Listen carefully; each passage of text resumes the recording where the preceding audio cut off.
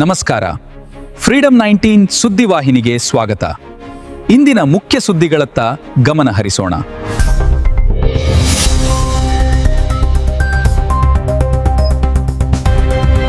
ನಮಸ್ಕಾರ, ನೀವು ನೋಡ್ತಾ ಇದ್ದೀರಾ ಫ್ರೀಡಂ 19 ನ್ಯೂಸ್ ಚಾನೆಲ್.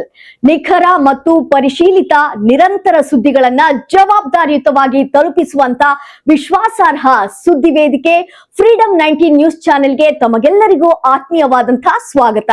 ಬನ್ನಿ ಇವತ್ತಿನ ಸುದ್ದಿಗಳನ್ನ ನೋಡೋಣ.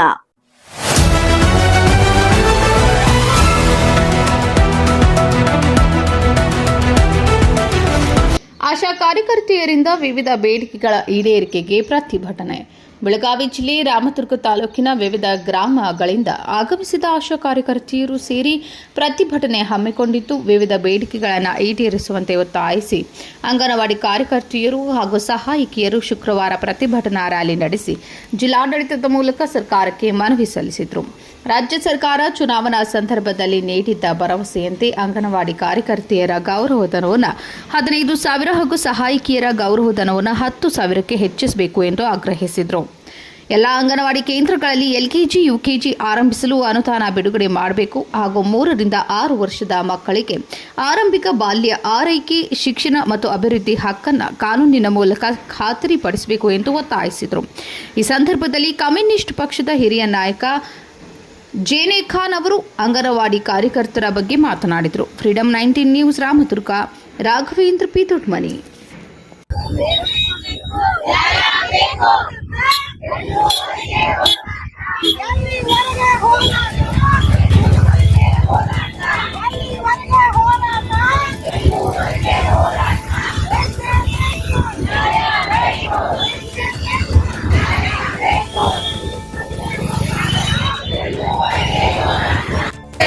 ಯೋಜನೆಗಳಿಗೆ ಅನುದಾನ ಹೆಚ್ಚಿಗೆ ಕೊಡಲೇಬೇಕು. ಈ ದಿನ ನಡೆಯುವ ಅಖಿಲ ಭಾರತ ಮುಷ್ಕರ ಯಶಸ್ವಿಯಾಗಲಿ. ಬೇಕೇ ಬೇಕು.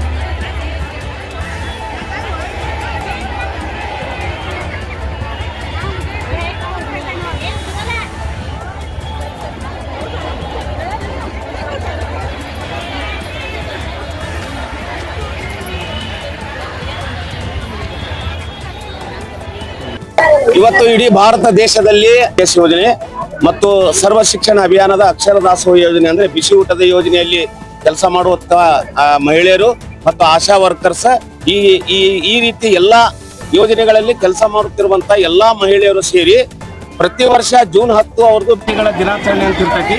ಆದ್ರೆ ಈ ವರ್ಷ ನಾವು ಆ ಬೇಡಿಕೆಗಳ ದಿನಾಚರಣೆಯನ್ನ ಕಪ್ಪು ದಿನಾಚರಣೆಯಾಗಿ ಪರಿವರ್ತನೆ ಮಾಡಿ ಇವತ್ತ ಕಪ್ಪು ದಿನಾಚರಣೆಯನ್ನ ಆಚರಣೆ ಮಾಡ್ಸಕ್ತೀವಿ. ಯಾಕೆ ಕಪ್ಪು ದಿನಾಚರಣೆ ಮಾಡಕ್ತೀವಿ ಅಂತಂದ್ರೆ, ಈ ಯೋಜನೆಗಳಿಗೆ ಕೊಡುವಂತ ಅನುದಾನವನ್ನ ಕೇಂದ್ರ ಸರ್ಕಾರ ಆಗ್ಲಿ ಅಥವಾ ರಾಜ್ಯ ಸರ್ಕಾರ ಆಗ್ಲಿ, ಆ ಎರಡೂ ಸರ್ಕಾರಗಳು ಪ್ರತಿ ವರ್ಷ ಅನುದಾನವನ್ನ ಕಡಿತ ಮಾಡ್ಕೊತ ಬರಾಕ್ತಾರ. ಇದರ ಅರ್ಥ ಏನಪ್ಪಾ ಅಂತಂದ್ರೆ, ನಮಗೇನು ಹೆದರಿಕೆ ಅಂತಂದ್ರೆ, ಈ ಅನುದಾನಗಳನ್ನ ಕಡಿತ ಮಾಡಿ ಈ ಯೋಜನೆಗಳನ್ನ ಅಶಕ್ತ ಮಾಡಿ, ಅಂದ್ರೆ ಅದನ್ನ ಬಲಹೀನ ಮಾಡಿ ಇವತ್ತು ಖಾಸಗೀಕರಣ ಮಾಡಿ ಒಗೆಯುವಂತ ಒಂದು ಕುತಂತ್ರ ಇವತ್ತು ಕೇಂದ್ರ ಮತ್ತು ರಾಜ್ಯ ಸರ್ಕಾರ ಮಾಡ್ತಾ ಇದೆ. ಅದಕ್ಕೆ ಈ ಖಾಸಗೀಕರಣದ ನೀತಿಯನ್ನ ಕೈ ಬಿಡ್ಬೇಕನ್ನುವಂತ ನಿಟ್ಟಿನಲ್ಲಿ ನಾವು ಕಪ್ಪು ದಿನಾಚರಣೆಯನ್ನ ಆಗ್ತೀವಿ. ಅದೇ ರೀತಿಯಲ್ಲಿ ಇವತ್ತ ಅಂಗನವಾಡಿಯವರಾಗ್ಲಿ ಮತ್ತು ಅಕ್ಷರ ದಾಸೋಹ ಯೋಜನೆಯವರಾಗ್ಲಿ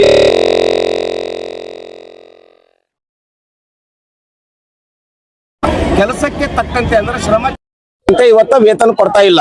ಈಗಾಗಲೇ ಸುಪ್ರೀಂ ಕೋರ್ಟ್ ಸಮಾನ ಕೆಲಸಕ್ಕೆ ಸಮಾನ ವೇತನ ಅಂತ ಹೇಳಿ ಆದೇಶ ಮಾಡೈತಿ. ಯಾವ ರೀತಿ ಸಮಾನ ಕೆಲಸಕ್ಕೆ ಸಮಾನ ವೇತನ ಅಂತಂದ್ರೆ, ಒಂದು ಹಾಸ್ಟೆಲ್ ನಲ್ಲಿ ಕೆಲಸ ಮಾಡುವಂತ ಅಡಿಗೆದಾರ ಏನಿದ್ದಾರೆ ಅವರಿಗೆ 12,000 ರಿಂದ 20,000 ರೂಪಾಯಿ ಇದೆ. ಇವತ್ತ ಶಾಲೆಯಲ್ಲಿ ಬಿಸಿ ಅಡಿಗೆ ಮಾಡುವಂತವ್ರಿಗೆ ಕೇವಲ 4,600 ರೂಪಾಯಿ ಇದೆ. ಎಲ್ಲಿದೆ ಸಮಾನ ಕೆಲಸಕ್ಕೆ ಸಮಾನ ವೇತನ? ಅದಕ್ಕೆ ಸರ್ಕಾರದವರು ಅರ್ಥ ಮಾಡ್ಕೋಬೇಕು. ಸಮಾನ ಕೆಲಸಕ್ಕೆ ಸಮಾನ ವೇತನ ಸುಪ್ರೀಂ ಕೋರ್ಟ್ ಹೇಳತಂದ ಮೇಲೆ ಅದನ್ನು ಕೊಡ್ಲೇಬೇಕನ್ನುವಂತ ಒಂದು ಬೇಡಿಕೆ. ಮತ್ತು ಇತ್ತೀಚೆಗೆ FRS ಅಂತ ಹೇಳಿ ಅಂದ್ರೆ ಮುಖ ಪರಿಚಯವನ್ನ ಮಾಡಿಕೊಡ್ಬೇಕು, ಮಕ್ಕಳ ಮುಖ ಪರಿಚಯ ಮಾಡಿಕೊಡ್ಬೇಕನ್ನುವಂಥದ್ದು FRS ಅಂತೇಳಿ. ಅಂದ್ರೆ ಒಂದೊಂದು ಬಹಳಷ್ಟು ಗ್ರಾಮಗಳಲ್ಲಿ ಇವತ್ತು ಟವರ್ಗಳು ಇಲ್ಲದೆ ಇರುವುದರಿಂದ FRS ಅನ್ನ ಮಾಡ್ಲಿಕ್ಕೆ ಆಗ್ತಾ ಇಲ್ಲ. ಇದನ್ನೇ ಒಂದು ನೆಪ ಇಟ್ಕೊಂಡು ಅಧಿಕಾರಿಗಳು ಅವರಿಗೆ ನೋಟಿಸ್ ಕೊಟ್ಟು ಕೆಲಸದಿಂದ ವಜಾ ಮಾಡುವಂತ ಪ್ರಕರಣಗಳು ನಡೆಯಕತ್ತವು. ಇದು ನಿಲ್ಲಬೇಕು, ಇಲ್ಲ ಅಂದ್ರೆ ಏನು ವೈಫೈ ಅನ್ನ ಮಾಡಿ ಕೊಡಬೇಕು ಮತ್ತು 5G ಅನ್ನುವಂತ ಒಂದು ಮೊಬೈಲ್ ಗಳನ್ನ ಅವರಿಗೆ ಕೊಡಿಸ್ಬೇಕನ್ನುವಂತ ಒಂದು ಬೇಡಿಕೆ. ಮತ್ತು ಅಂಗನವಾಡಿ ನೌಕರರು ಮತ್ತು ಬಿಸಿ ಊಟದ ನೌಕರು ಏನಿದ್ದಾರೆ ಅವರಿಗೆ ಕನಿಷ್ಠ ವೇತನ ಶೆಡ್ಯೂಲ್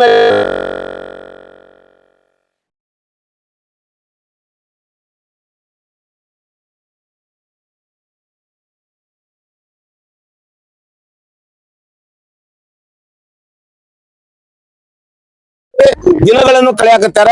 ಆದ್ರೆ ಯಾವುದೇ ರೀತಿಯಿಂದ ಸರ್ಕಾರ ಅವರಿಗೆ ಒಂದು ಕನಿಷ್ಠ ವೇತನ ನಿಗದಿ ಮಾಡಿಲ್ಲ. ಅವ್ರಿಗೆ ಕನಿಷ್ಠ ವೇತನ ನಿಗದಿ ಮಾಡಬೇಕು ಅಂತ ಹೇಳಿ ಬಿಸಿ ಊಟದ ಯೋಜನೆಯಲ್ಲಿ ಕೆಲಸ ಮಾಡುವಂತ ಬಡ ಮಹಿಳೆಯರು 26 ವರ್ಷದಿಂದ ಕೆಲಸ ಮಾಡಾಕ್ತಾರ. 300ರಿಂದ ಅವರು ಏನು ಕೆಲಸ ಚಾಲು ಮಾಡಿದ್ರು, ಹೋರಾಟ ಮಾಡಿ ಇವತ್ತು ಅವ್ರಿಗೆ 4600 ಪೇಮೆಂಟ್ ಕೊಡಾಕ್ತಾರ ಸರ್ಕಾರದವರು. ಈ 4600 ಎದಕ್ಕೂ ಸಾಲುದಿಲ್ಲ. ಇವತ್ತು ಪ್ರಧಾನ ಮಂತ್ರಿ ಆಗ್ಲಿ ಅಥವಾ ಮುಖ್ಯಮಂತ್ರಿ ಅವರು ಎಲ್ಲೋ ಒಂದ್ ಕಡೆ ಹೋಗಿ ಒಂದು ಟಿಫಿನ್ ಮಾಡಿದ್ರೆ 5,000 ರೂಪಾಯಿ ಟಿಫಿನ್ ಮಾಡ್ತಾರ. ಆದ್ರೆ ಇವ್ರಿಗೆ ಮಾತ್ರ ಒಂದು ತಿಂಗಳಿಗೆ 4,600 ರೂಪಾಯಿ ಅಂದ್ರೆ ಇದು ಮಲತಾಯಿ ಧೋರಣೆ ಇದೆ. ನಾವು ಹೇಳಕತ್ತೀವಿ 4,600 ಅದು ಕೊಡ್ಬೇಡ್ರಿ. ಒಂದು ತಿಂಗಳು ನೀವು MLA ಗಳು, MP ಗಳು, ಪ್ರಧಾನಮಂತ್ರಿಗಳು, ಮುಖ್ಯಮಂತ್ರಿಗಳು 4,600 ರೂಪಾಯಿದಲ್ಲಿ ಒಂದು ತಿಂಗಳ ಕಲಿಯುವಂತದ್ದು ತೋರಿಸ್ರಿ. ನಾವೇನೈತಿ 4,600 ರೂಪಾಯಿನ ತಗೋತೀವಿ ಅಂತೇಳಿ ನಾವು ಹೇಳಿಕ್ಕೆ ಇಚ್ಛೆ ಪಡ್ತೀವಿ. ನಮಗೆ ಮಿನಿಮಮ್ ಏಜ್ ಇವತ್ತಿನ ಇದ್ರ ಪ್ರಕಾರ ಇವತ್ತನ ಕ್ಯಾಲರಿ ಏನು 2,700 ಕ್ಯಾಲರಿ ಊಟ ಏನು ಬೇಕಾಗೈತಿ ಮನುಷ್ಯಾಗ, ಆ ಕ್ಯಾಲರಿ ಊಟ ಲೆಕ್ಕ ಹಾಕಿದ್ರೆ ಇವತ್ತು 31,000 ರೂಪಾಯಿ ಕನಿಷ್ಠ ವೇತನ ಬೇಕು. ಇವಿಷ್ಟು ಈವರೆಗಿನ ಸಂಕ್ಷಿಪ್ತ ಸುದ್ದಿ. ನೋಡ್ತಾ ಇರಿ ಫ್ರೀಡಂ 19 ನ್ಯೂಸ್ ಚಾನೆಲ್. ಧನ್ಯವಾದಗಳು.